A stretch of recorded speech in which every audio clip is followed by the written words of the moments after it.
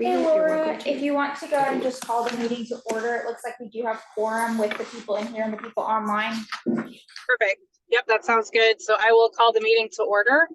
And it looks like for our agenda, and Elizabeth, I'm pulled over at the moment to get the meeting started, but I'm going to have you help me with the agenda a bit. Looks like the first thing though is the 2024 lawn care revote program update.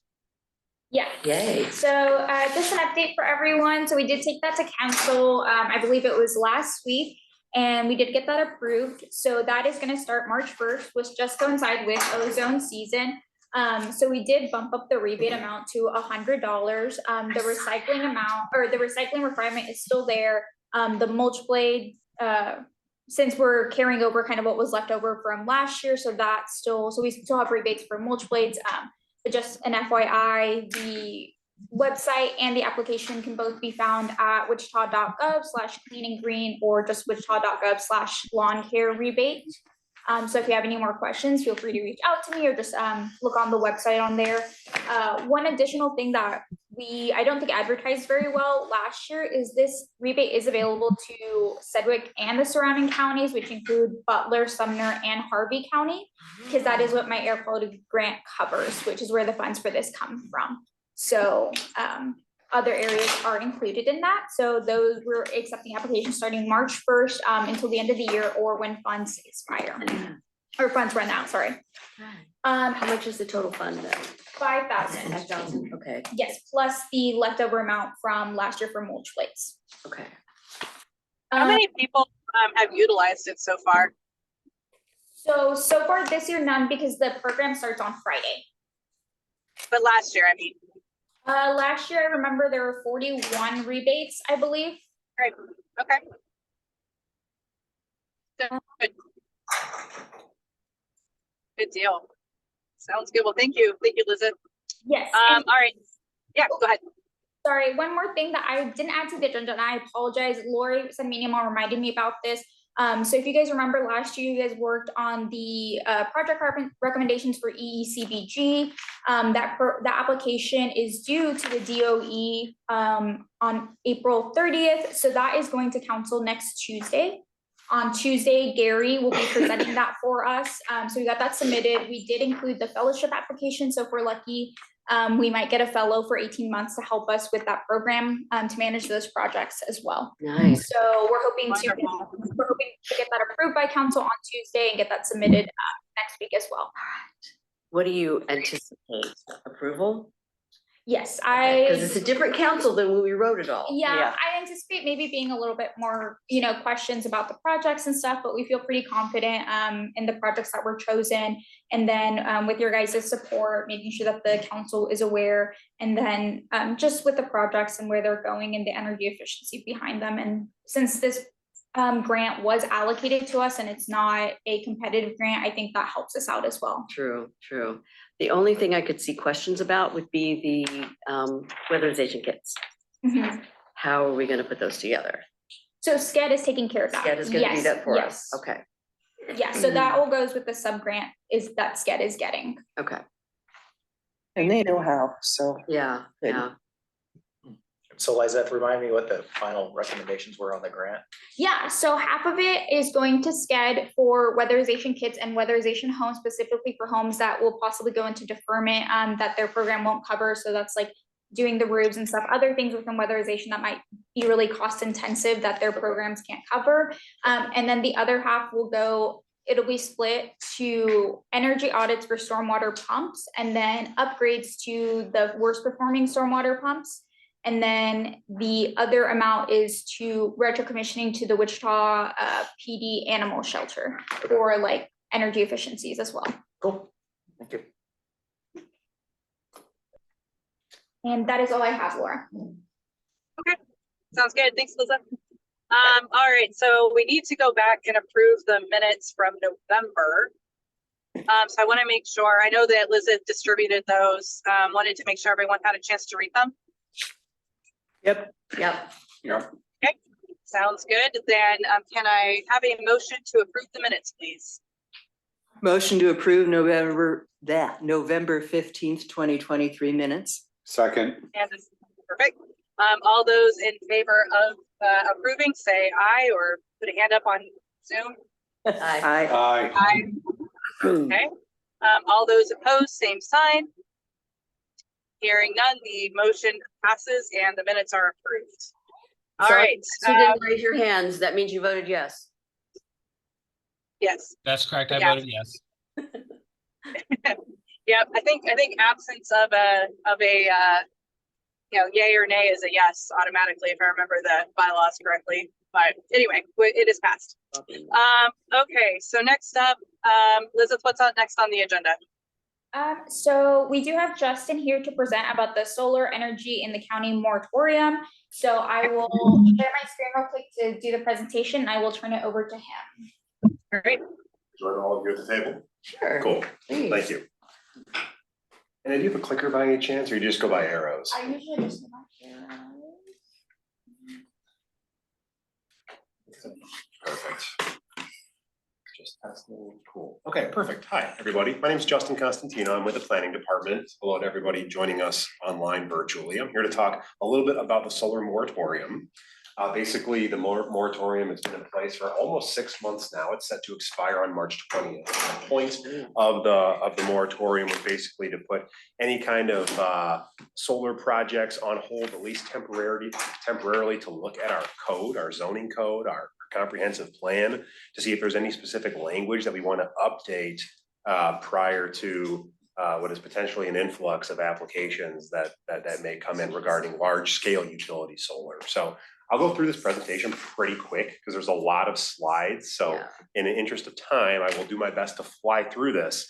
But if there's anything that you're like, Justin, stop, let me know because I can get on a roll for sure. Basically, the goal is to review information, review where we're at with this process today, and then for all of you to provide any comments. So we're still in the information gathering portion of this process. So please collect this information, and I'm here today to get any feedback that you all may have. A couple quick things. We do not have any specific applications in right now. So nobody has submitted an application for large scale utility solar yet. Any changes would be for both Sedgwick County and for the city of Wichita because we have a joint zoning code. And this does not include accessory uses. So think solar panels on top of a house. This is specifically for large scale. Yes, sir. So there haven't been any proposals while the moratorium has been in place. Correct. But of course, nobody would submit anything when the moratorium is in place. So had there been applications before the moratorium? No. So Sedgwick County has never received a proposal for any large solar installation like we're describing here. None that I'm aware of. Okay. I'll go ahead and skip that slide. Existing conditions. So the way our current code is written, we do address solar energy systems in our current code. It's also addressed in the comprehensive plan too. The last updates to those two items occurred both in 2019. So we do currently have regulations. So even prior to the moratorium, if somebody submitted something, we would still have, the tools necessary to process that. The solar energy conversion system in the zoning code is kind of used as a conditional use, and I'll get into that more in depth in a moment. You can add conditions to an application as needed. So if somebody submits an application, we can add conditions to that. Again, I'll get into that in a little bit. And there's a formal review process by citizen advisory boards, by the planning commission, and by the county commission. So when someone submits an application, there's a multi-step process for approval. The comprehensive plan itself is more of a guiding document. It's typically broader language, unlike the zoning code, which is like a law, not a law per se, but those are the exact steps that you have to follow. The comprehensive plan has more generic language. It says you shall look into these things, you shall follow these things. There's language in there about protecting the viability of existing cities and their ability to grow. So it's more generalized, whereas the Unified Zoning Code is more so you must do this when you submit an application. This is kind of the current process throughout the whole moratorium. Like I said, we started approximately 6 months ago. And we are actually, this is kind of where we are because I'm presenting to all of you today, but realistically, we are here. Yeah, MAPC Advanced Plans Committee has made a recommendation to the full planning commission, and that full planning commission has recommended a few changes that I will walk through in a little bit to our code. But the next step will be approval by the Board of County Commissioners on March 6th. So again, a lot of meetings coming up through the month of February and early March. Citizen Advisory Board meetings, obviously today, the 28th, I'm meeting with all of you. We have meetings with the District Advisory Board, Citizen Advisory Boards, all the way up through that expiration date on March 20th. So we've done several staff reports as part of our research. The first was the Solar Town Hall report. This town hall was held back in mid-November. We had several individuals attend that meeting. I'd say probably over 100. Yeah. And then we had our solar survey, which was released mid-November, November 16th through the 28th. Got a ton of feedback from folks on that. Our best practices report is full of research that we've done as part of this process. And then this public input report is everything that we've received via email, letters, walk-ins, people that have questions or concerns or issues or what have you with solar. It's all been documented in that report. All 4 of those are available on our website. Best practices, these are some of the resources that we've used. We've looked at the American Planning Association. We've looked at the Center for Rural Affairs. We looked at the United States Department of Energy for best practices on large-scale utility solar. As I mentioned before, public input, huge throughout this whole process. The survey, the town hall, in-person comments, we've received well over 100 emails and letters since October, up until this afternoon, since I walked in right before this meeting. Like I said, all of those are compiled and available online. From the town hall and the survey, these were the big topics that kind of came out. These were the concerns that people had regarding solar: urban development and growth, decommissioning, groundwater, setbacks. People were concerned about how solar might impact wildlife, perceived local impacts. But you could see based on those trends that we decided at one of our advanced plans committee meetings to look into those 4 topics specifically a little bit further, because those were generating the most interest from the public. So what we did was we took those themes, we looked at our existing comprehensive plan and zoning code, continued to gather public input, look at best practices, and look at what other communities were doing on this subject too. Again, just a quick recap: comprehensive plan, generally a guidance recommending document, unified zoning code, regulations, requirements for somebody that's submitting an application. I'll take these themes individually. Like I said, there's 4, maybe 5. I'll go through each one of them briefly. The Advanced Plans Committee with the Planning Commission reviewed each of these. This is decommissioning specifically. On decommissioning, there was discussion about removing solar equipment at a depth specified by the ordinance. So when you submit an application, they decided on 4 feet as part of a decommissioning plan. So we currently require a decommissioning plan for what it's worth. This language not included in that yet. These are all additional recommendations. So what's the typical depth of the posts? About 4 feet. And that's what we, and that's what we gathered. There just wasn't any specific language in there that Yeah. said, when you remove this, Take the post with you. take the post with you. Okay. So that's what that language says. Okay. Financial assurance shall be provided by the owner in the form of a surety bond. The plan shall indicate the length of time needed to complete the decommissioning. So there was obviously a decommissioning plan requirement, but there needs to be language in there about the time specified. And then the applicant shall provide a statement that the owner operator will notify city and county in advance of the decommissioning.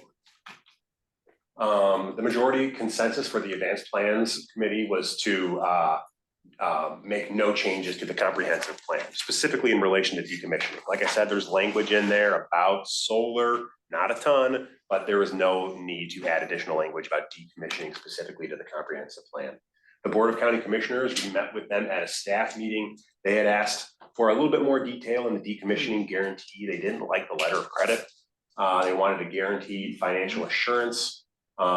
They wanted protections to ensure that the guarantee transfers with ownership.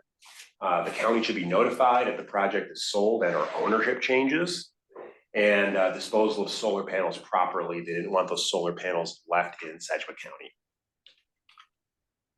They also wanted to make sure that property owners were protected. That was just a general thought. There were general concerns about the environmental impact of these solar panels, as well as a hard date for when the decommissioning will start. So that's decommissioning. Groundwater and contamination. The Advanced Plans Committee recommended that we require pre-construction, periodic, and post-construction groundwater testing and 90 days of substantial removal of any portion of the system. So we wanted to make sure that we were periodically looking at that system throughout that entire process. Zoning application to include list of construction materials. So when somebody submits an application, that list of construction materials is reviewed by staff prior to a formal approval by the Sedgwick County Board of Commissioners. Good. And then the Advanced Plans Committee, the majority consensus for the comprehensive plan, no changes regarding groundwater and contamination. No need to get too specific on that, was their reasoning. Board of County Commissioners, they looked at it, they wanted to ensure the appropriate ground cover, to prevent erosion, and then just general concerns about contamination. Same concerns that I think the MAPC Advanced Plans. And by Committee ground shared. cover, what do they mean? I think they generally mean that if you're digging in the ground and putting these in here, you're not necessarily causing erosion or any kind of erosion of the soil. So they're not including something like pollinator, food growth? That was a things like topic that came up Yeah. during our research, was certain jurisdictions, certain cities had groundwater, ground cover to Right. prevent that. Something planted That wasn't there, something that the Advanced Plans Committee wanted to add at this Mm, point. They want to see okay. any additional language I'm regarding kind of that. surprised. I know that I'd had that discussion with Commissioner Beatty. It was definitely a topic that came up during the survey and the town hall, but it wasn't one of those ones that rose to the top, I don't Huh. think, in terms of interest amongst the community. Urban development and growth, this one's kind of interesting. This is the 2035 urban growth areas map. You can see the city of Wichita there and the region surrounding it. Those cities in blue, that dark area, are their actual city limits. That lighter blue ring is their urban growth area. So what that means is that it's the anticipated long-term growth patterns for the city of Sedgwick County. They're anticipating those cities to grow or at least expand their services, infrastructure, corporate limits by 2035. That's what that map shows. Urban area of influence, very similar to that map, basically the same principle, but this one comes out of our zoning code. So eventually everything's just gonna be butted up against each other and there won't be any green space at all. Potentially, Wichita, and yeah. I'll get into that a little bit as far as it relates to solar, but when you look at the map, I mean, there's obviously a lot of white area in between there, but there is some discussion about whether or not solar should be allowed in those lighter blue areas, and I'll get to that momentarily. Urban area of influence, the process, kind of how that works, if there was an application to be submitted in that lighter blue area, for example. The city, let's take a random city, the city of Goddard would get an application for their city planning commission, the Goddard City Planning Commission would receive notification that the planning department has received a project located in their area of influence. That city can say, that's great, carry on, or they have an option to consider that item formally with their own planning commission. Should their city planning commission meet and review that case, review that application, they can provide an application to our planning commission. So our planning commission would hear the case with that small city's recommendation. So we would be in communication with them throughout that application process. The Board of County Commissioners would then hear the case. If that small city recommendation is denial, they say that, you know, this particular large scale solar farm will impede future growth or whatever it may be, then it requires a supermajority of votes, 4 or 5 of the Board of County Commissioners to approve that. So there is an existing system in place. This is the existing regulations for a small city to essentially review that, see what's happening in their backyard, and work with our staff, work with our planning commission to get to a resolution. Also, throughout that whole time, the cities can provide comments in the form of letters, resolution, verbal testimony. So there was some concern initially about how cities would be able to act or react to an application that's happening in their urban growth area, but this process sort of spells out what they can do. And I don't want to interrupt Justin's role because he's got this down to a science, but we went over this a lot. And one of the things that resulted in us saying that the existing system should be maintained because it already works is that this is already an agreement between the small cities in the county and the county government. And the people who live in those blue areas don't get to vote for the city councilors who are making these recommendations, which is why there's some real resentment by the private landowners around that people they don't get to vote for get to have a say in what they can and can't do. So it's definitely a balancing act, and there's a whole lot of private property rights issues going on and boiling in the background of how this whole process works. Yeah, yeah, I know Goddard was not really the real example, but. Yeah, that okay. was just an example. I could've know, pulled I know the the real city out, example, yeah. So this process is established already. This is, what other kinds of projects, I guess, are reviewed this way? Good question. Substation, I think we had one once. It doesn't happen a whole lot. I mean, honestly, those blue areas that are calculated out as part of the comprehensive plan are an estimate of where any individual city might be able to extend its utilities and where by 2035, how much population growth is likely to occur. Mhm. And that is very much a calculated guess, really. I mean, nobody knows for sure.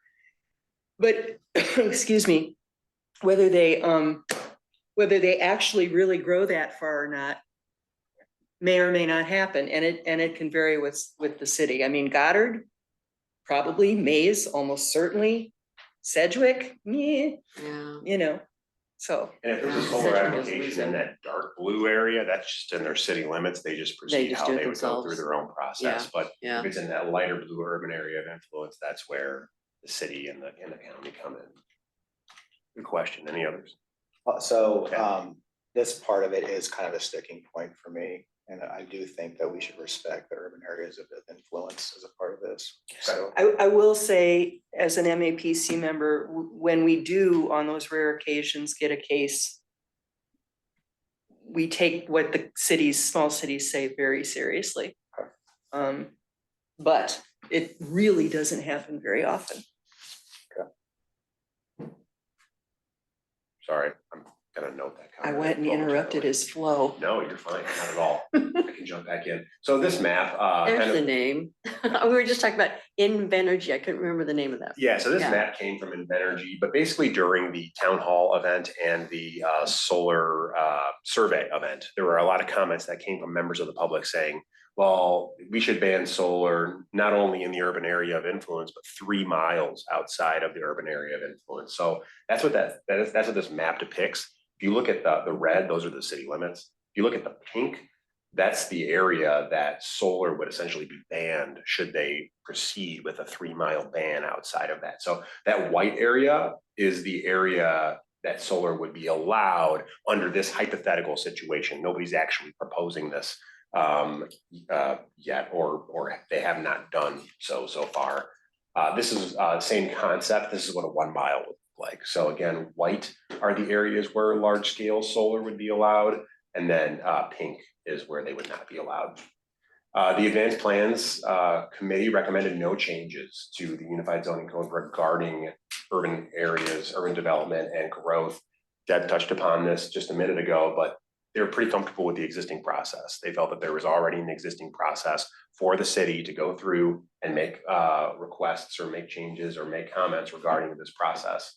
The existing conditional use process provides flexibility that they can indicate whether or not it's a good fit for their community.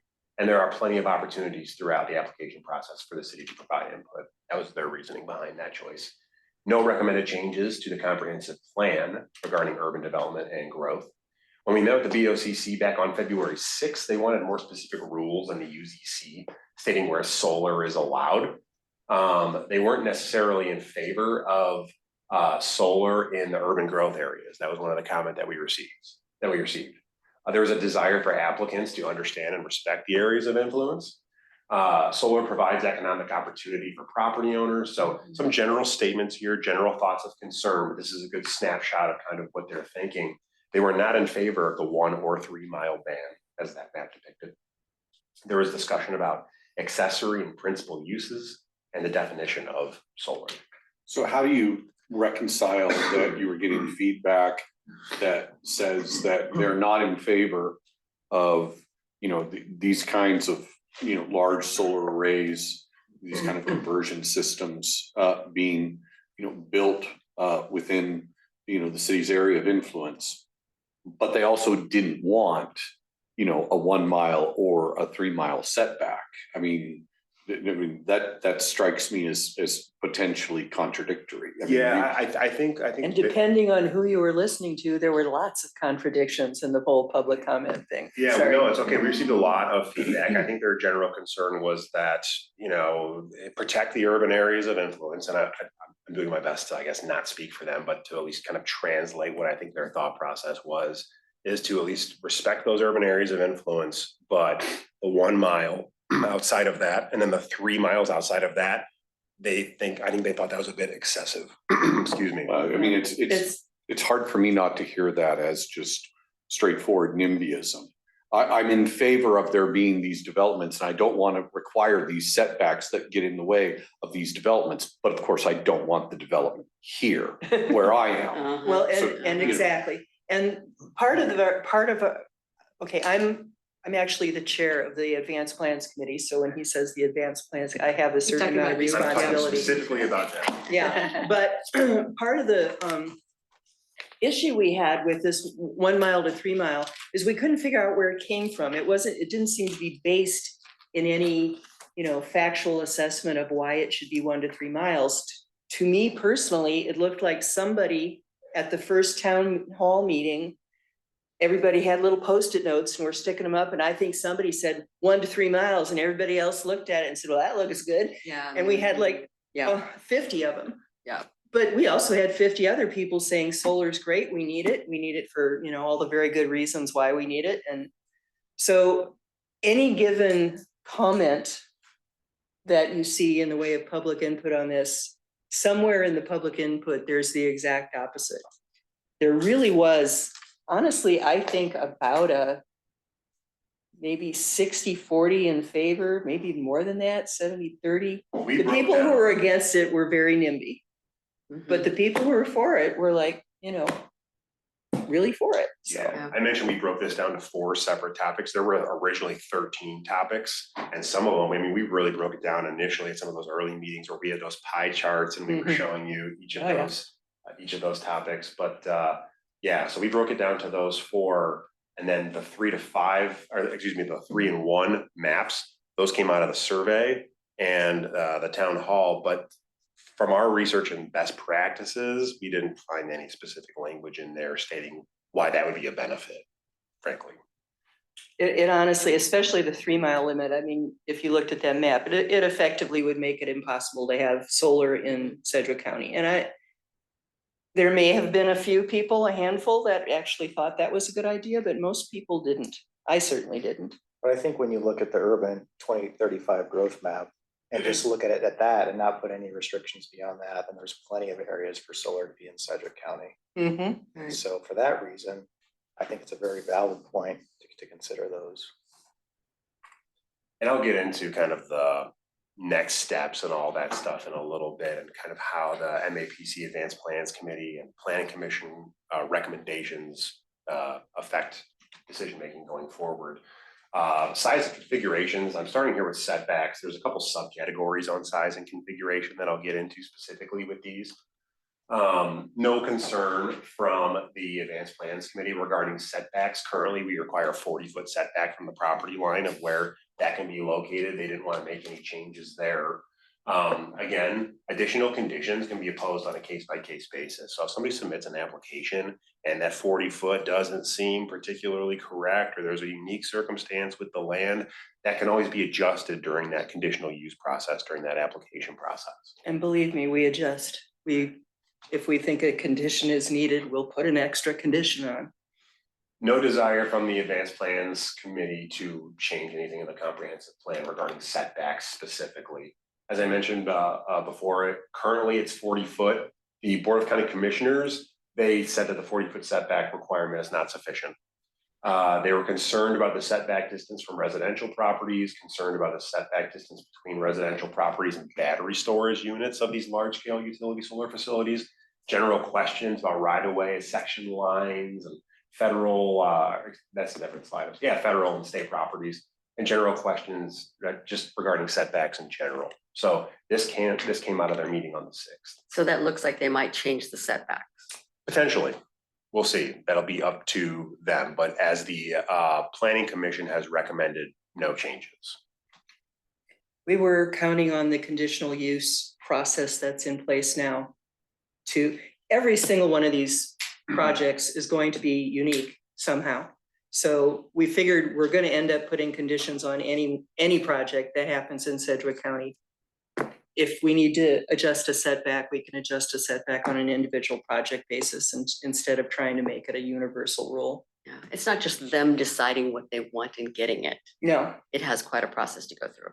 oh yeah, The size limit, so think of the entire area of the project, majority consensus from advanced plans, again, case by case basis, when that application comes in, it's gonna be very detailed and they'll have the opportunity to review that and look at the size limit of those facilities.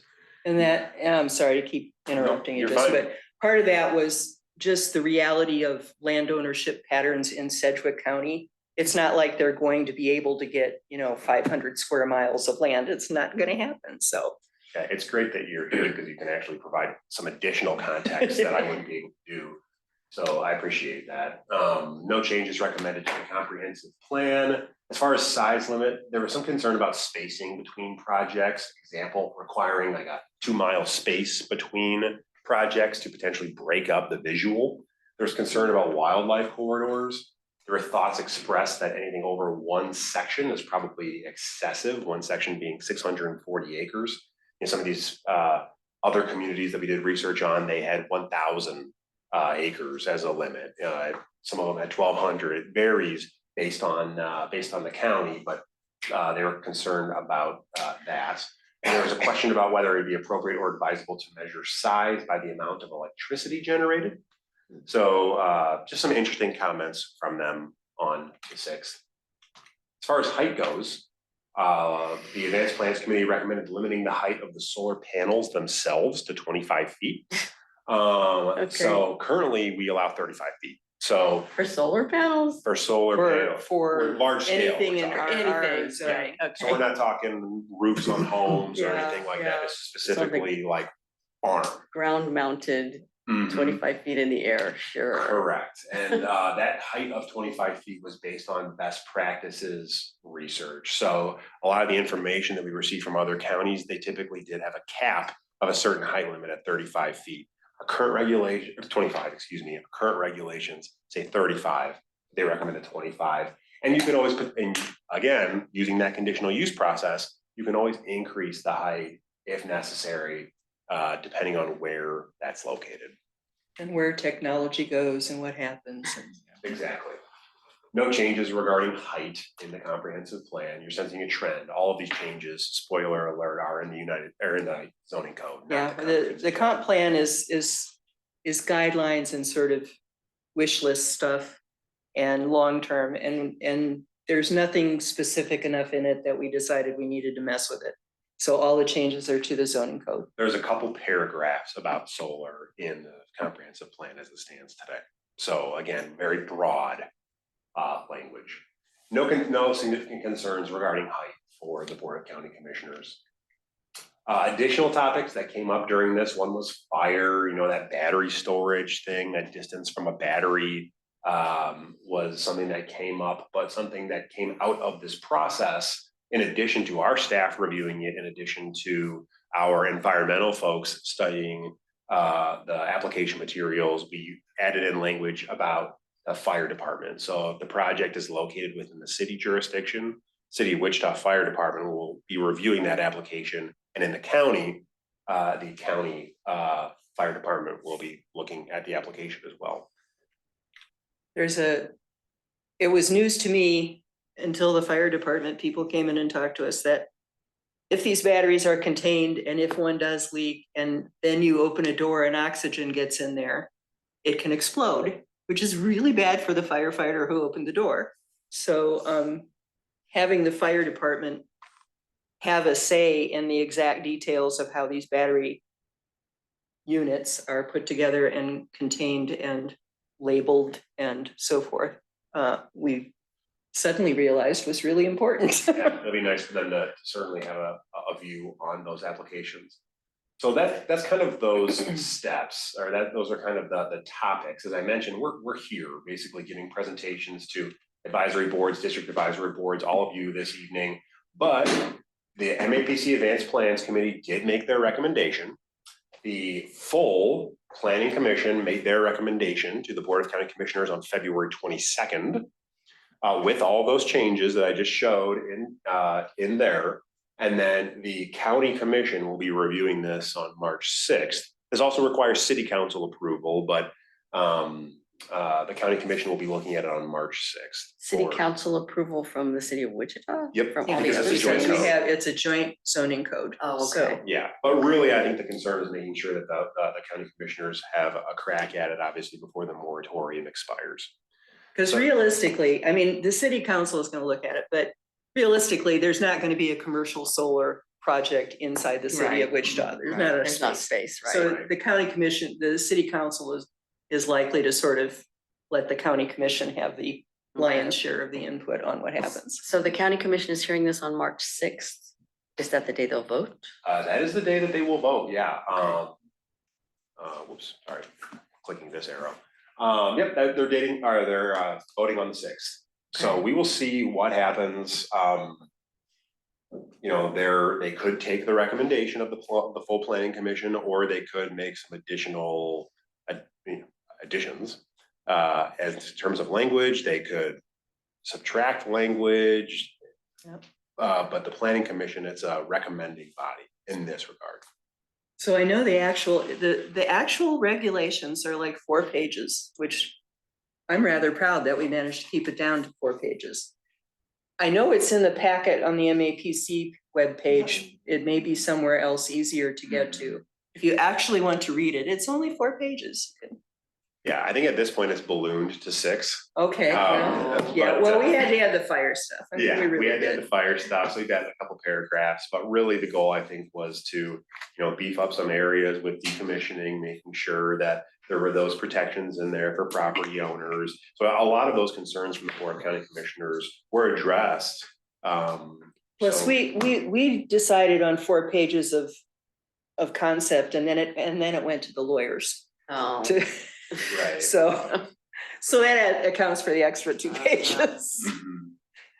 But that pretty much concludes everything that I have. I know it's a lot of slides and a lot of info, but I didn't want to take up too much of your time this evening. But I'm available for any questions that you have about the process, about next steps, about the contents, anything like that. How many large conversion systems, solar conversion systems are in place across the state of Kansas? Do we have any idea? I mean, I'm sure somebody knows, but I mean, do you guys? I don't know that exact number or anything like that. I know that we are sort of at the forefront of looking at these regulations and putting this in. We looked at several other counties, Wyandotte, Shawnee, they're kind of still in the process of looking at their regulations. So I don't think they exist, currently have anything in place. Johnson County and Douglas County were other counties, larger counties that we looked at that actually have regulations in place and that kind of have beefier regulations. But we didn't look to see what projects applications they've. I guess I'm just wondering if we have a sense of what existing projects in the state of Kansas have in fact, gone through some sort of regulatory review. And, and maybe that would be a way for us to determine, like, how did the implementations of these review processes either, hinder or enable, the move towards solar that these arrays will make possible. I mean, does it affect their size? That sort of thing. I mean, I want us to be conscious of how, implementing a process like this, involving as it does all sorts of, really genuinely legitimate concerns, as long with some concerns that I kind of think aren't terribly legitimate. But I mean, in any case, the existence of such a process, builders are going to build to the process because they want to get their thing approved. Right. And so, like, what are the consequences for what is actually going to be built? And if there had been, if there are places across Kansas where you have seen these installations put up and they did go through a regulatory process, it might be interesting to see, like, Like, what did they require the builders to do, you know, before it was constructed? I will say, the company I work for does zoning for cities and counties, among other things. And over the last 20 years, not so much solar because that's relatively recent as a phenomenon, but a number of counties that we work with wind power, wind farms, came to us because they had no zoning, because they didn't want anybody telling what to do with their property until their neighbors decided to sign up with the wind farm people, and then suddenly they wanted zoning. Yeah. And that is a surprising number of counties in Kansas. And now a lot of them are scrambling to put zoning in place. So there may be projects out there that got built and basically there was no zoning in Yeah. place to control anything. And I don't know. I don't know if there's a list of those somewhere. I mean, But yeah, it's- I think that that's fair. I mean, you know, to a huge extent, I mean, it's human nature. People only start thinking about how, oh, we've got to regulate this only after there's Mhm. one that exists and Mhm. somebody somewhere complains about it, Yep. so. There are several across the state already, all the way down from Garden City, up through near Topeka, it looks like.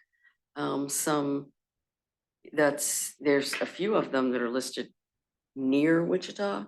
I There's just Googled one- solar farms in Kansas, so Yeah, there are there's one several. on. I mean, I know I've Andover seen- Road just south of Kellogg, a quarter section, which I never realized was there, and I've driven by Yeah, that. it's the Butler Co-op one. Yeah. And then Pratt is now, at least I think half, powered by solar. They've got a solar power, farm out there that the city voted for. So there's quite a few across the state now. Okay. Yeah. Any other questions? I've noted your comments. I have, you know, just a general comment about respecting the urban growth areas and making sure that we're conscious of how this process will impact applications coming in and how that'll impact their operations. Anything else I can take back with me? The only thing that I would throw out there is that, obviously, there is good reason to, you know, take seriously, you know, the urban growth areas and the areas influence. But before we get too hung up on that map, let's remember that the people that take a look at the population growth numbers have already kicked those estimates back, Mhm. you know, at least once. And there's every reason to believe that Kansas and Sedgwick County are not going to instantly become, you know, high growth areas. I mean, I think it's likely that it's going to be kicked back again before they hit the estimates that they originally put down for 2030. You know, so. Mhm. And we're in a situation now across the country, across this planet, where we can't avoid putting in renewable energy. Mhm. We have no choice. So making as many barriers as possible is not good for any of us. I understand there's some regulations and it looks like you guys went through everything. They met like So, 7 or 8 times God, on this. yeah. Like I was saying, poor Deb has heard this enough Yeah. times. We Yeah. really were extremely thorough, and my thanks and kudos to staff for providing us with huge quantities of information we kept asking for, but we were very thorough. Yeah, I hope that the county commission will listen to what the recommendations are. They And this may normally be a bit of my personal prejudice showing through, but I did attend like the town hall and tried to read through all the public input and listen to very, very many speakers. And honestly, the people who were against it, to me, seemed mostly very NIMBY. There wasn't a lot of evidence backing up there. I mean, one woman just stood up and said, "I think they're ugly, we shouldn't allow them." Yeah, Okay, that's her opinion, she's entitled to it. The people who were for it had documentation and evidence and reasons and logic, and that impresses me, so that was where my personal response was. And you all can read every single comment that we have Mhm. received in one of those reports on the website. Yes. So, Hundreds of pages. hundreds of pages, but they are there. So it's been a long but rewarding process. Yes, it has been. Mhm. And we're glad it's over. Almost. It's not yet. not over yet. Not yet. Bite your tongue. This all started because the 5 people on the county commission said, let's put a moratorium in place and have somebody else review this stuff. Yeah. It's been a lot over the last 6 months, that's for sure, but we were able to pull it together and get some really good info. Thank you. Sure. Thank you for Yeah. presenting it today. Yeah. Thanks for letting me be here. Pleasure. Are you allowed to go home now and actually be at home? I think so. I Wow, have another one yay. of these presentations actually on Friday and then another one on Monday. So just warming up at this. point. Monday's District 5. District 5 is the Tuesday, not Monday. I'm sorry. I think District 5 is Tuesday.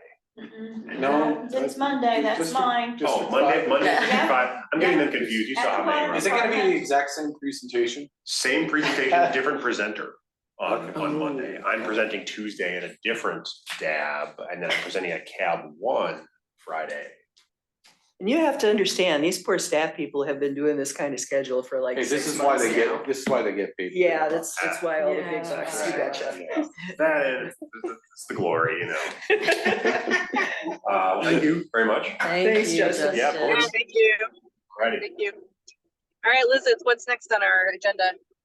Okay, I wanted to review with you guys again CPRG and see, because we have it in process to go to council again, March 19th, is that March correct? 19th. This is March a different 19th. grant. Yeah. So this is a different grant, so this is a climate pollution reduction grant, and we did go over it last month, I believe, but I know we had a little trouble with quorum, so I'm just gonna go over the projects again. We'd love to get your support on it, but as I mentioned, we're already kind of in the council process, so there's not really a whole lot of wiggle room for us already with what we can change with the projects or the amounts or anything like that. So I'll just go ahead and share my screen again.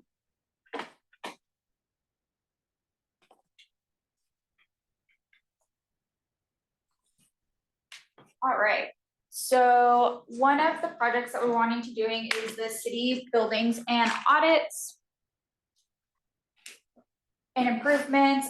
So we're looking a little under $1 million for that to perform energy efficiency audits of 9 recreational community centers, 8 park shelters, and city arts buildings to identify areas for reducing energy usage, and then implementing audit suggestions to lower utility costs and inform residents about possible residential energy savings. So that's going to be kind of like outreach and education portion of that project. The reason we chose the buildings like recreation and community centers, those tend to be the last ones that are updated. When we're talking to parks, they were saying that a lot of the rec centers still haven't even gotten the LED bulbs, whereas, a lot of the newer buildings like City Hall have already gone through that transition. So just making sure we're bringing our older buildings with us because they are using a lot more energy than others. So making sure we're not leaving those behind.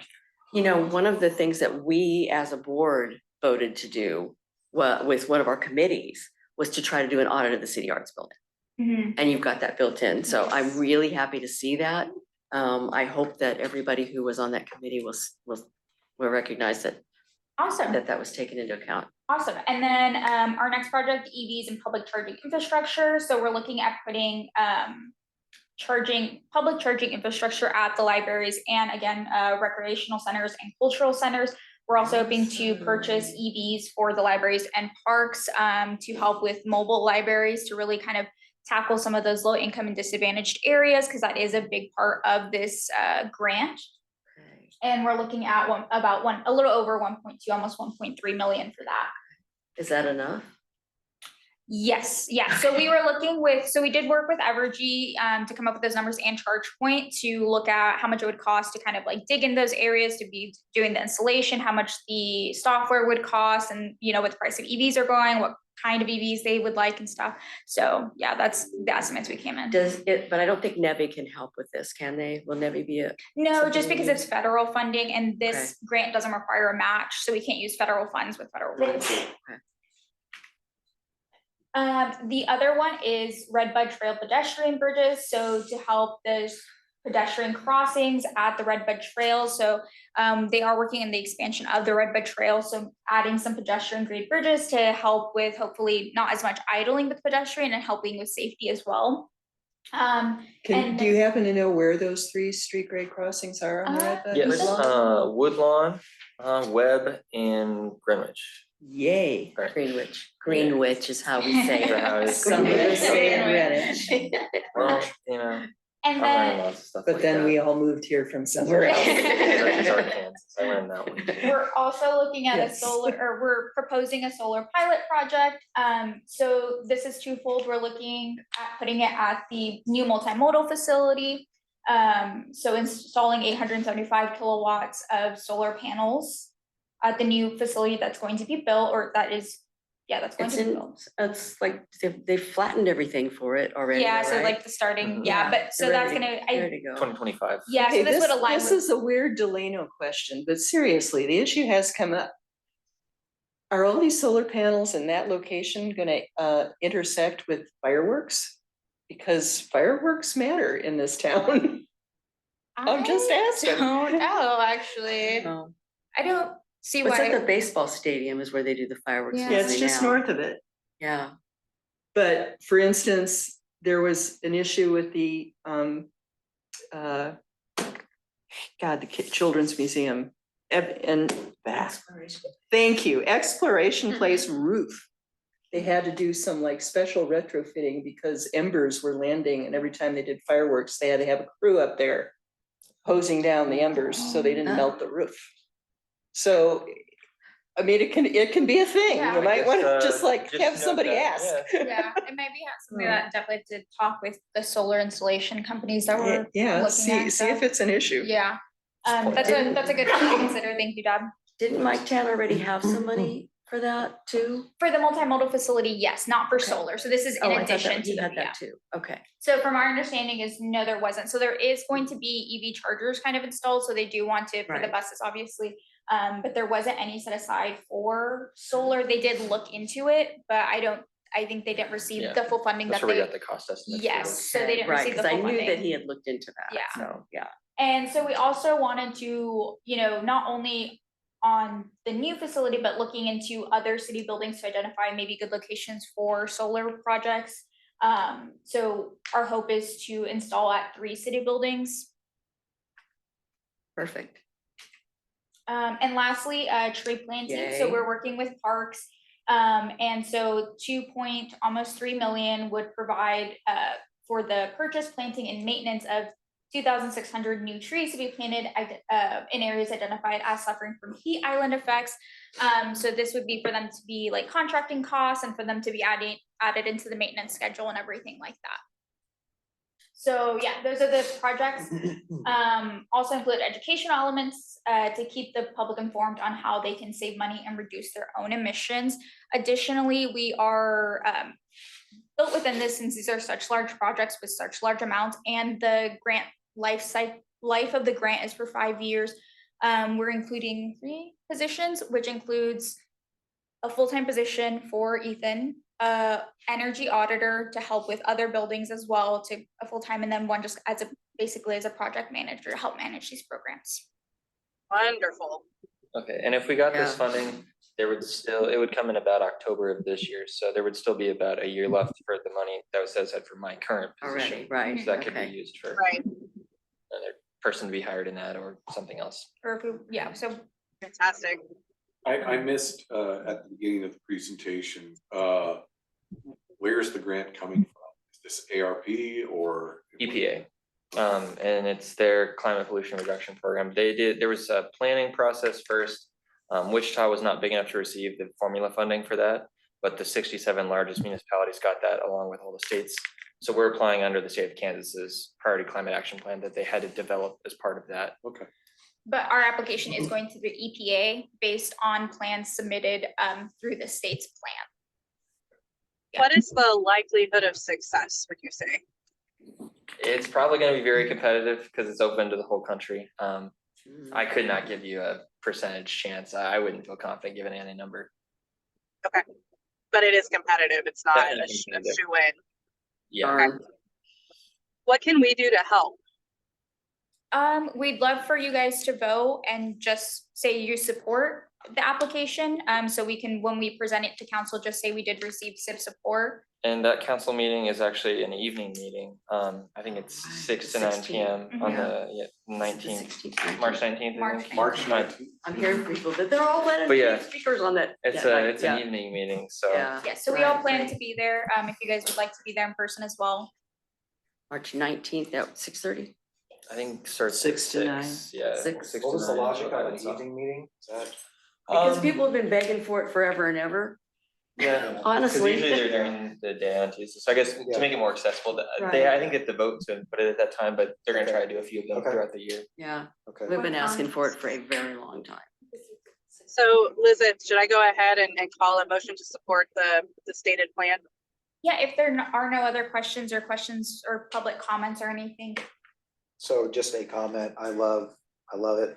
Thank you very much for working hard on this again. Yeah. The Red Bud Trail, trees are amazing things. Someone who rides the Red Bud Trail frequently. Can't wait. So thank you guys for that. Yeah, and we'll keep you guys updated if we hear back. We'll report back in case you guys aren't able to watch the council meeting. So I think we'll have a meeting, SIB meeting a little bit after that, so we can report back at that meeting to see, maybe what questions were asked or that we've already submitted it and, whenever we hear back from the EPA. Sounds good.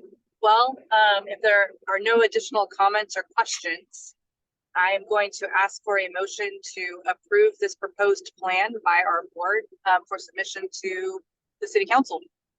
So moved. I'll second. Okay. All right. All those in favor say aye. Aye. Aye. All those in not in favor, same sign. Hearing none, the motion passes to support this plan. All right. Great. All right, Lizette, what's next? Okay, next I wanted to talk about CI facilitation real quick. So our plan was to have the 5 volunteers that we had to meet in February with CEI again. So unfortunately, with Michael no longer being on the board with his resignation, we no longer have 5 volunteers, we have 4. And I was kind of gonna see what the board wanted to do. So I do want to make sure that there's the correct amount of support for the facilitation and for the creation of the climate action plan. And I did kind of want to bring up again that this is the way we planned this is it was supposed to be done February with how quorum wasn't met and how things kind of were pushed back, both because CEI's dates that were given and also the availability of the board. We pushed the contract date to end later, even though it was supposed to end in February. So there is some concern that maybe maybe there isn't support to create the climate action plan right now. And we did put funding, we are paying CEI. So this is coming out of air quality funds. We're paying CEI to help facilitate the creation of the climate action plan. And I just wanted to kind of emphasize that. And this would really help Ethan and I continue to pursue more grants like CPRG. So I kind of want to see if there are volunteers who are willing to, kind of do the work and do it soon. If we want to spend the next March meeting and use that for the CI facilitation, or, kind of what the consensus of the board was for that, because I do really want to move it forward. And I feel like we were kind of in a stopping point right now. Would one meeting in March be enough to For boot things so for I the think- next step? So I think we want to have 2 more meetings, whether it be with the volunteers or with the board as a whole. And then after that, there should be enough work done where we can take it to the next step, whether that be like public comments, Ethan and I working on it, taking it to departments to kind of make it a little bit beef it up, I don't like that word, but to make it more of a climate action plan. The main things we want from you guys and to come from this, and I can look at the agenda that was originally made, is to kind of make focus areas that you guys maybe have heard from the community or from your areas of expertise, that you guys want this climate action plan to really hone in on and for the city to make a priority. And so just because that's what's gonna be decided. So whether it be the volunteers, whether we get a new set of volunteers, whether maybe not everyone on the board feels like they have the time to dedicate to this, or whether we use the meetings to dedicate to this, whether there's other things at future meetings that need to be decided instead. Or we make longer meetings, because I know that December meeting wasn't, it was a very long meeting, so I know that wasn't very popular either. So I don't want to make unpopular decisions for you guys, and I don't want to make it where, you guys don't come to the meetings either. So I want to make sure that I'm doing this in the best way for you guys, but where we're also still making progress on this climate action plan, especially because we do have a deadline with the contract, and these are air quality funds we're using, so I don't want them to go to waste either. And I don't want to waste CEI's time either. So I see some of your community climate pollution reduction grant as being some of what our goals should be. With the trees, with the solar, with the chargers, with that kind of thing, I think would be good goals for the city to set anyway. Whether that grant comes through or not, try to move toward making those things happen. Setting up more meetings for people when we already serve on so many other things makes it hard for us to be there is the problem. You said that there was a group of volunteers? Yes, you were one of them, Laura. So there was 5. Oh, those volunteers. Yeah. I thought you were talking about some No, other no. people. So there's, Oh, the 5 shoot. volunteers. Oh, well, is there a reason why we don't have community members be part of this instead? So there is a community engagement aspect afterwards. So because this was the way, when the board was created, this is what one of the kind of goals of the board was, to create a climate action plan. So we're helping you guys fulfill one of those goals. We talked about like, what are those tangible things that you guys want to fulfill this year? What do you want to do? And so this is kind of us trying to help you guys reach those goals and really set those goals for the city as well, and to have a say in those things. So let me make sure I'm understanding what you're saying. I think this is very important. You need 2 more meetings and you need them before a deadline. Yes. So if one of them was our next regular meeting, could we maybe do 1 extra meeting between now and then? And would that solve? Yeah, The if you guys, issue? if you guys were willing to do, so they have to be 2-hour meetings. So I need 4 hours. I mean, I know what you're thinking, but to me, this is important. Yeah. And this is part of what we. Yeah, it is.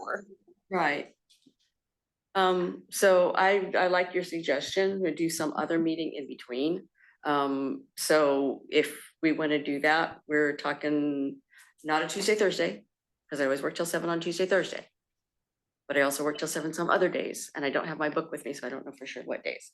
But what if we did Well, something between then and First, now? let me back up and say 2-hour meetings, that leaves this time and location out, right? 6:15. You'd have to Not start unless we sooner. start, not unless we Unless- start Unless we earlier. start earlier. Start earlier. Which maybe we could We do. could do that. I yeah. could. I don't know could about too. her. If so, can I suggest this as the next step, is that everybody who has like, I think I can't do was- Thursdays, email and let us know. And then maybe we can come up with a suggested date and time. I mean, we need 2 of them, 2 2-hour meetings. That shouldn't be. Or could it be 1 4-hour meeting? One 4-hour meeting, oh God. If you guys would like, the It could be. facilitator did suggest 1 4-hour meeting as well. So Lauren had a question, then asked what the deadline was. The new No. deadline, Go ahead. Lauren Lauren Lauren asked, Clary. Lauren asked. the new deadline is in June, but that's for it to be finalized and with the community engagement part done. So there's gonna be extra hours from what our contract is for them to help Ethan and I kind of engage the community as well. And so their kind of deliverables are due in June. So we wanna have all this done before, hopefully. Yeah, we're hoping to get kind of the basis from SIB and then take that and get more community feedback based on what you guys have already provided, so that they're not having to just pull things. Yeah, so in an ideal world, Amen. we'd have kind of your guys' part done by April at the latest, be able to do community input in May. give them June to give us the deliverables after that. So what if we made the next two meetings 2-hour meetings? Started earlier. Like March and April, is that what you mean? Yeah, that's what I mean. Is that soon enough?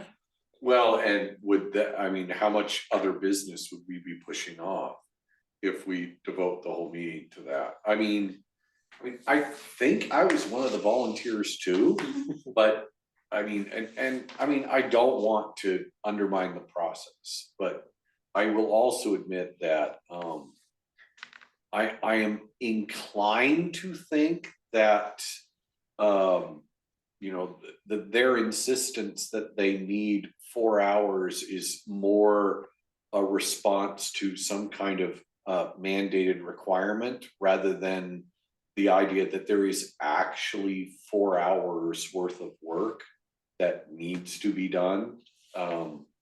That's just a judgment I make on the basis of, you know, 55 years of attending meetings. So, you know, I'm not like super enthused about this, and if there is a way that we could fit it in to our already existing commitments, that is the monthly meetings, I think that'd be preferable. I mean, you know, a lot of boards meet earlier, the bicycle pedestrian board, you know, they meet at 5:30. You know, we could, you know, meet at 5:45 and or, you know, 5:15 or, you know, whatever would work.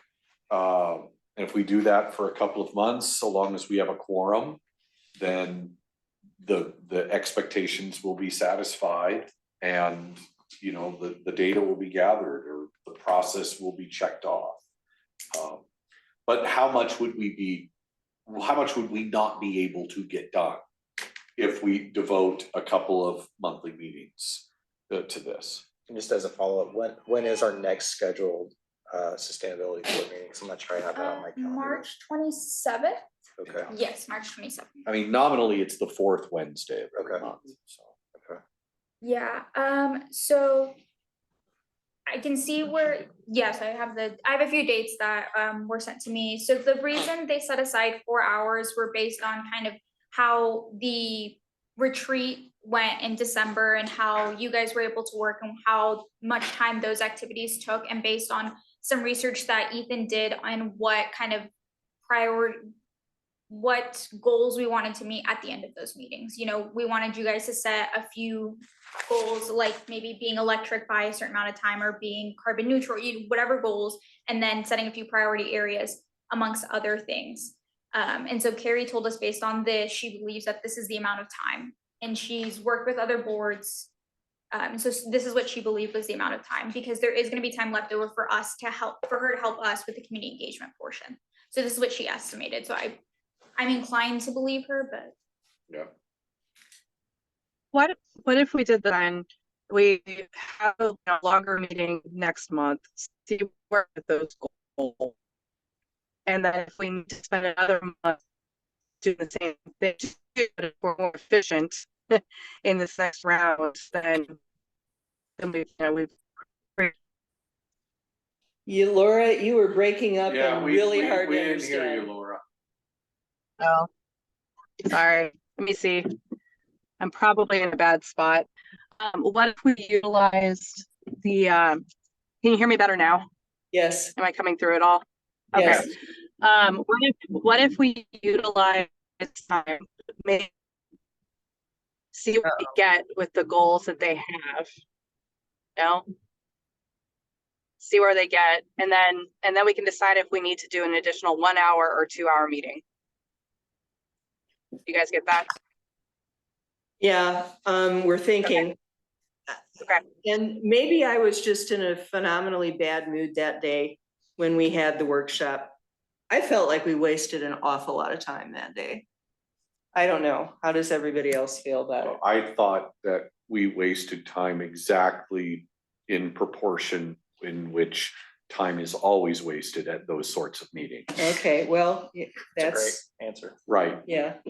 And if they say we need 4 hours with, given the ratio of time wasting that always takes place at these sorts of meetings, then I mean, they do it more often than I do. Thank goodness, because I don't like doing it. We can always, so I do have the first agenda, and so I could always tell them to go ahead and prep both in case you guys are feeling really motivated that day, and we can get through both. And so we can just go ahead and plan for at least this March meeting, because they did send me that as an available day, March 27th. We could plan to be from 5:30 to 7:30. And we can just go from there. I can tell Carrie to try and get as much, we'll try to get as much through as much as possible, and maybe put like time things on the agenda to know how fast we need to maybe get through things. And then if maybe another hour is needed or something else, we can go from there. I think that's fair. Let's see what we can do with an extended regular meeting slot. And then if we need to do more, then we can make that decision then. Okay. Yep. Can we get, I mean, someone was taking notes, one of you two was taking notes. Can we get the notes from the last time from December so that we can at least review what you guys came up with? Yes, What I we think- all tried to put together? Yeah, I think Carrie sent me the notes, so I'll send Okay. that to you guys so you guys can review. That would be good. But I will contact the library and I'll make sure to send you guys an updated calendar invite, assuming, I think you guys have to vote just to change the time, I'm not Do you sure. wanna do it when you do the rest of the dates? Oh, then? yeah, whenever we do the rest of the dates, but I'll call to make sure we'll be allowed to be in here a little early. So, just an acknowledgement that civic engagement is hard. And the proposed solar zoning is a perfect example of how hard it can be.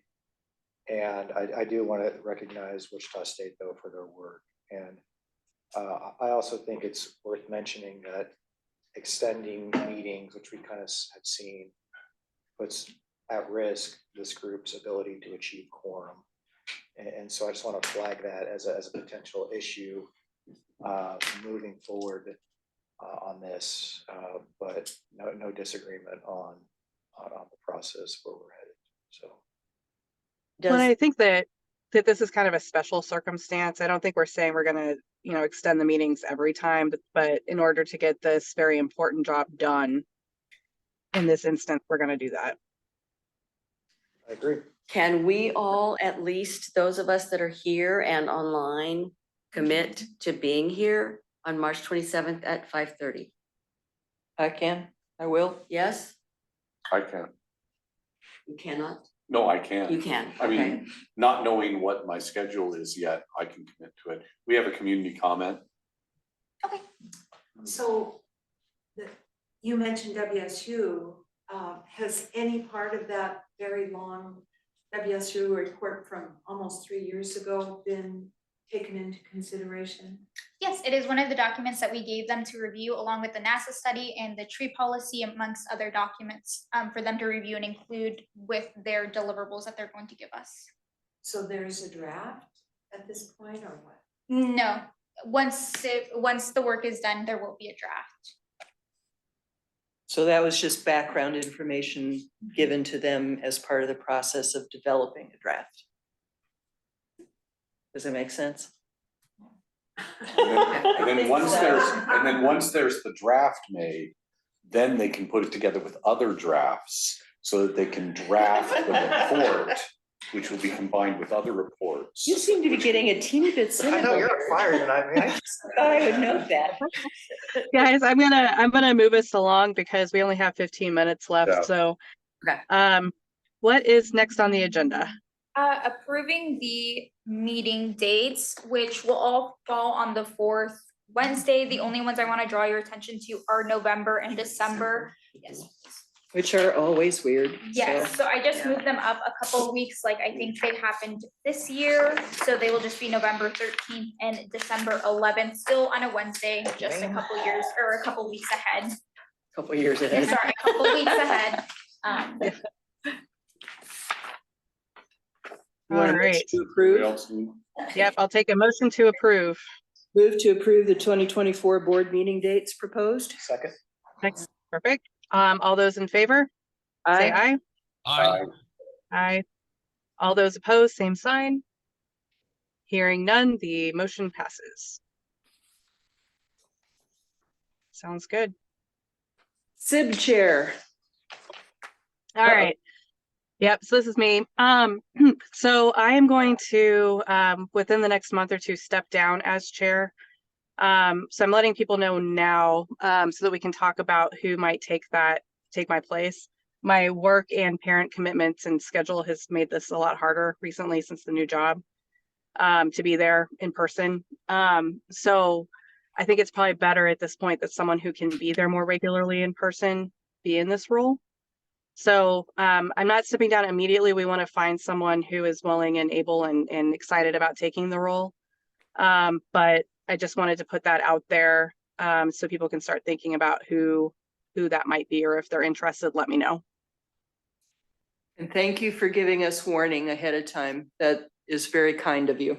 And thank you for everything you have done since this group started. You're welcome, and I appreciate that. And That's to pretty much it. To clarify, Laura, right, you're staying on the board though, just not as chair. Correct. Yeah, I will stay on the board, but I'm just not going to be chair after another month or two.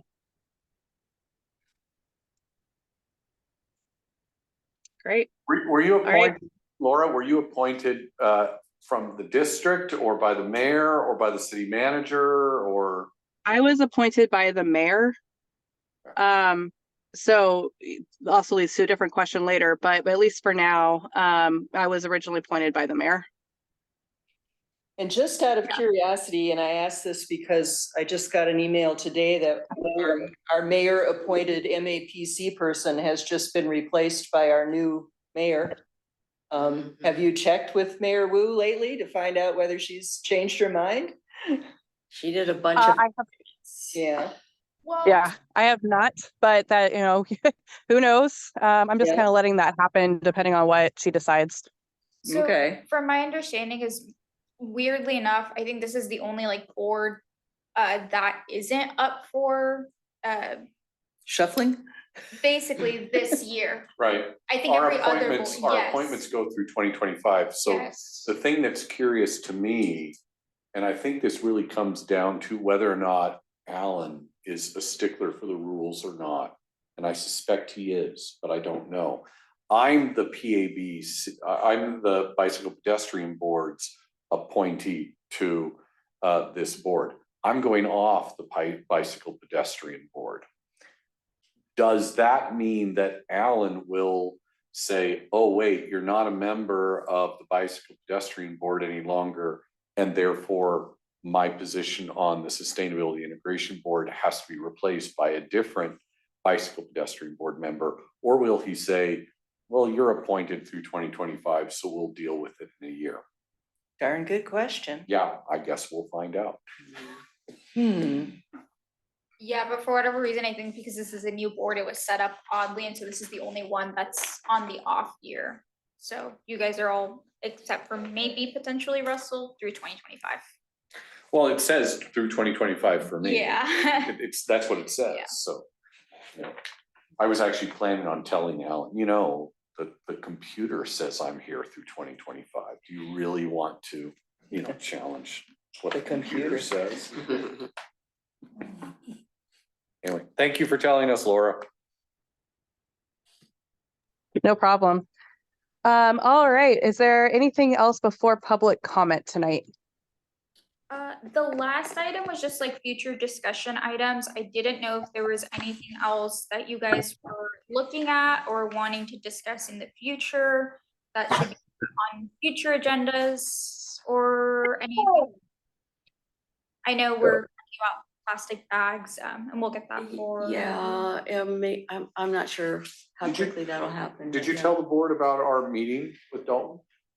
No, Okay, we had a meeting with Dalton. we did meet with the council member. And he's not totally against doing it, but he wants more information. So we are trying to put some of that together for him. Brett sent him a bunch of stuff. And I am trying to reach out to small business owners. Guess what? They're all really busy, extremely busy. So busy that most of them don't have time to do anything like what he's asking for. So it may not be possible for me to get small business owners to send him an email What did you meet with Dalton about? about banning single-use plastic bags and what his perspective was on that. He is an environmentalist at heart, but he wanted some especially information from businesses and why this would be not a bad thing. Yeah. I think we can find evidence of that across the country from all the places that have already banned plastic bags. And Lawrence. And Lawrence will where it start, starts tomorrow. Lawrence will start on Friday. And there's been no tsunami of anything. No, most of the businesses in Lawrence have already stopped using plastic bags ahead of A long time the ago. date. So, I mean, there's really not a lot of evidence that it's going to hurt businesses at all. But he still wants to hear from local businesses. I am bombarding him with lots and lots of emails with evidence, but, and I've got and I'm contacting my business friends that I have right now. But the other businesses, since I don't know them personally, are kind of like, really, you want me to try to write something up and run my business? Give me a break. So Any That's- particular business or? businesses that are bag free, any business that is bag free already. And why being. not hurt them. I'm gonna cut us off because we've got 9 minutes left, so I want to make sure we have time for public comment with the last 9 minutes. Does anybody have public comment? I have a couple of things. First Okay, of all, quick. that meeting on the sixth, does anybody know if they're going to allow public comment before they vote? Does anybody County have- commissioners. County commissioners, so. Is it like the city council where when they bring up a topic, then They you are- can comment on it? It's not a case. If it was a case, there would be public comment before the MAPC, and the county commission is not required to have additional public comment, though they can if they want to. But this is not a case. This is a legislative action where it's just changing zoning. So I don't know is the answer. They can decide to or not, as far as I know. So, So it wouldn't hurt for us to be there, though. it wouldn't hurt to be there, that's what you're saying. Yeah. And the other thing is, I did go to a couple of those and Kent went to, I think all of them, didn't you go to all? All at one, with you guys, and the thing that we heard the most from the people that are actually affected by the solar, and I actually talked to one of the farmers afterwards, nobody asked me about these areas of influence. They didn't ask me about it. I don't want this area of influence taking up the countryside that I've lived in, taking up my peace and quiet, and I don't want them telling me that that I can sign, solar. There was one guy, he told his son, he goes, well, if we do this, we'll have money in our pocket, basically. And if we want to buy more land somewhere else, we can do it if his son decides to farm. But right now, these farmers are struggling and they don't want to live around towns and they don't want to have sound. And that's what I got from them. That's talking to them directly. They don't. So the area influence is not the thing they want. They don't want it at all. Is solar noisy? What? No, the towns are noisy. You know how they're building up and building up and building But up. that doesn't have to do with solar. It has to do with the farmers. They don't want these area that influences because they don't want that near their place. They're signing over to have a solar farm at their on their farms, but they don't want a whole bunch of buildup. They don't want noise and traffic and everything around where they live. And so they're not for an area of influence. It's the city, the little towns that are for the area of influence. Right. Yeah. So that's all I got to say. I talked to them directly. And I think you need to rethink what growth is. Growth to these outlying areas is degrowth in a city core.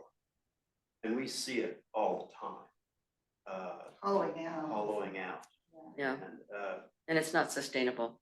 it is not Wow. sustainable nor desirable. And they have no idea if they're gonna be building out there, and they don't know what it's building, and the farmer has a right to sell it to a corporation that is going to have, irrigation, which make the little town run out of water. So there's a lot of things that go into Erosion. that. Mhm. So, Thanks for your thought.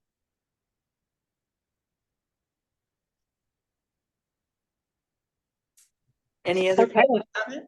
I'm not sure Lauren's still here. I'm still here. Any other public comments?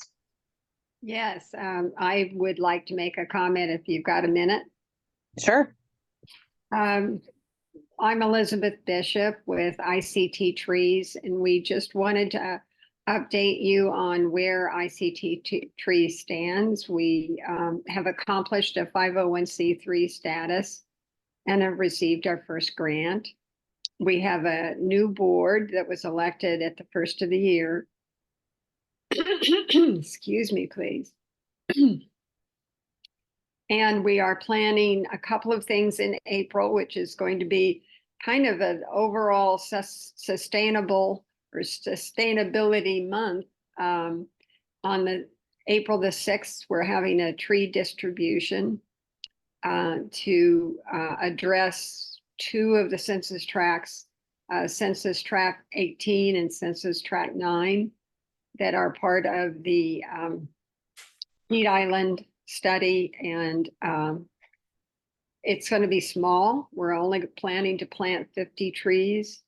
The idea is to kind of do a shakeout cruise sort of thing, you know, to give it a try. People will need to request trees, and then we'll have a distribution event on April the 6th in Murdoch Park. Then on April the 27th, we have the next Urban Tree Fest coming up. And we'll be happy to be here at the next meeting to tell you more about that. Any questions? I'll be there. Thanks, Liz. That's great to hear. Good. All right. Any additional Yes. public comment? One more. Sounds good. 316 United's having an Earth Day event on 420. Don't make fun of 420, okay, guys? I've heard it too many times already. I have. So it's at Unity of Wichita at 21st and Oliver, and we would like you guys to come. There will be more information coming. What's that called? 316? 316 United, and we're a grassroots organization. And working just a lot of people talking about different environmental issues, and I sent out a newsletter. And it's an Earth Day event. It's an Earth Day event, Earth Day United. Just one bit of comment, Elizabeth, James here. We can talk offline. I'd love to find a way to support you and your newfound 501c3 status. So I'd love to work with you offline on that. Well, we've taken notice of all the discussion of tree planting this evening, and I'm going to actually have to read through the minutes to know exactly. I didn't quite understand. Maybe Russell can fill me in, but whether part of it was a climate action plan or part of it was an grant application or both. So I'm going to have to get that sorted out, and then I will be reporting, because the number of trees and the amount spent on it sounds wonderful. That was for a grant application, but I'm sure it will be included in the climate action plan as well. Thank you. We would be happy to do what we can to support it. Thank you, Elizabeth. Okay, we've got 1 minute left. Any additional comment? Don't miss next month. Yeah, Yes, seriously. don't miss next month. Sounds good. All right, everyone. Well, we will end a minute early. So I officially call this meeting to adjourn. Have a good evening.